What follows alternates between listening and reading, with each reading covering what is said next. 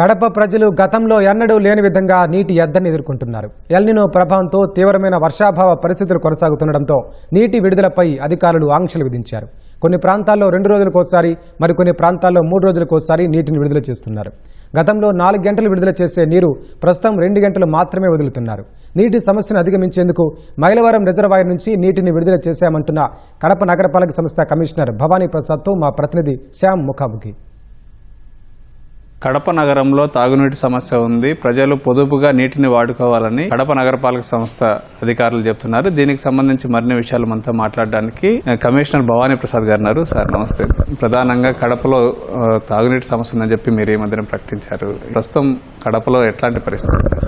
కడపలో తాగునీటి సమస్య అంత తీవ్రతగా లేదు, కానీ తాగునీటిని సద్వినియోగం చేసుకోవాలని చెప్పి వాటర్ డిసిప్లిన్ సిస్టమేటిక్గా ఉండాలన్న ఉద్దేశంతోనూ, అదేవిధంగా మనకు కడప కార్పొరేషన్ పరిధిలో 4,23,000 మంది ప్రజలు ఉన్నారండి.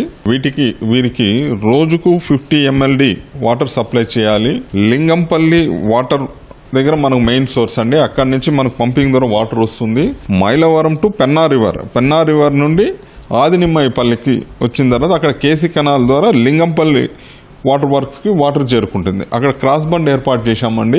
ఆ క్రాస్ బండ్ ఏర్పాటు చేయడం వల్ల వాటర్ రివర్స్లో వస్తుంది. వచ్చినప్పుడు గండి ఇవన్నీ కూడా రెస్టోర్ అవుతుంది. వాటర్ రెస్టోర్ అయిన తర్వాత వాటర్ మనం యథాతథంగా ఇస్తాం. దాదాపు ఇప్పటికీ 4 days అయిపోయింది.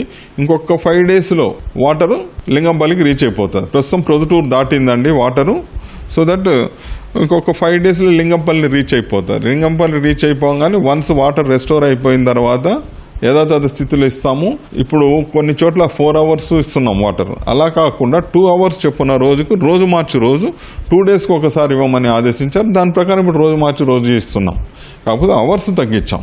ప్రధానంగా కడపకు నీటి వనరు పెన్నా నది. ఈ పెన్నా నదిలో నీరు లేకపోవడము, వర్షాలు లేకపోవడంతోనే ఈ పరిస్థితి వచ్చిందని మనం భావించవచ్చు.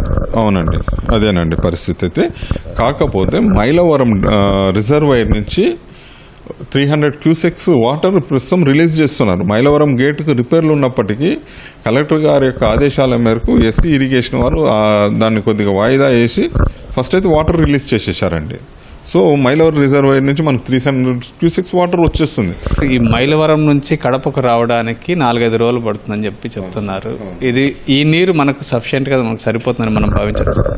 3 నెలలు సఫిషియెంట్గా సరిపోతుందండి.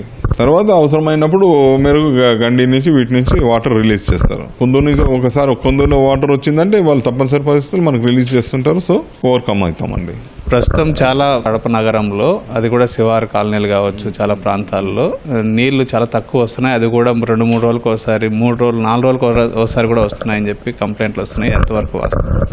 లేదండి, రోజు మార్చి ఆల్టర్నేటివ్ డే ఇస్తున్నాం. కొన్ని చోట్లయితే రోజు కూడా ఇస్తున్నాం. రోజు కూడా 2 పూటలు ఇస్తున్నటువంటి కాలనీస్ కూడా ఉన్నాయి ప్రస్తుతానికి. టైలెంట్ పాయింట్స్ మీరు అన్నట్టు ఊరు చివర ప్రాంతంలో ఎక్కడైతే మా సర్వీస్ లైన్స్ ఎక్కువ డిస్టెన్స్ ఉన్నదో అక్కడ కొన్ని సమస్యలు వస్తాయి. ప్రజల్లో కూడా అండి, ప్రజలను కోరేది ఈ సందర్భంగా దయచేసి వాటర్ వదిలినప్పుడు మీరు మోటార్లు వేసి వాటర్ డ్రా చేసేస్తున్నారు. డ్రా చేయడం వల్ల టైలెంట్ పాయింట్కి రీచ్ అవ్వడానికి టైం పడుతుంది. ఎవ్వరు కూడా మా పైప్ లైన్స్కి మోటార్లు బిగించకూడదు. అదేవిధంగా నీళ్లు వదిలినప్పుడు మోటార్ పెట్టి డ్రా చేయకూడదు. యాక్చువల్ ఫ్లో ప్రకారం వెళ్తే చివరి వ్యక్తి వరకు వస్తుంది. తొందరగా కూడా ఇవ్వగలం. త్వరలోనే మోటార్స్ అన్ని కూడా తొలగించడానికి స్పెషల్ డ్రైవ్ నిర్వహిస్తున్నాం. దాదాపు 5 లక్షల మంది జనాభా కలిగినటువంటి కడప నగరానికి సమ్మర్ స్టోరేజ్ ట్యాంక్ లేదు. సమ్మర్ స్టోరేజ్ ట్యాంక్ లేకపోవడం వల్లే ఈ సమస్య ఉందని కూడా మనం భావించవచ్చు.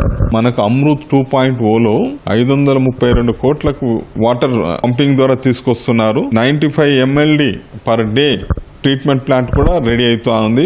SPBR శ్రీ పోతులూరు బ్రహ్మంగారి రిజర్వాయర్ నుంచి మనకు వాటర్ వస్తుంది. 95 MLD పర్ డే అంటే ఇప్పుడు ఉన్నదానికన్నా ఎక్కువ మనం ఉపయోగించుకోవచ్చు. త్వరలోనే అది ఉపయోగంలోకి వచ్చినట్టయితే ఇటువంటి ఇష్యూస్ అన్ని కూడా ఓవర్కమ్ అవుతుంది. ఎన్నో పరిస్థితులు కొనసాగుతున్నాయి.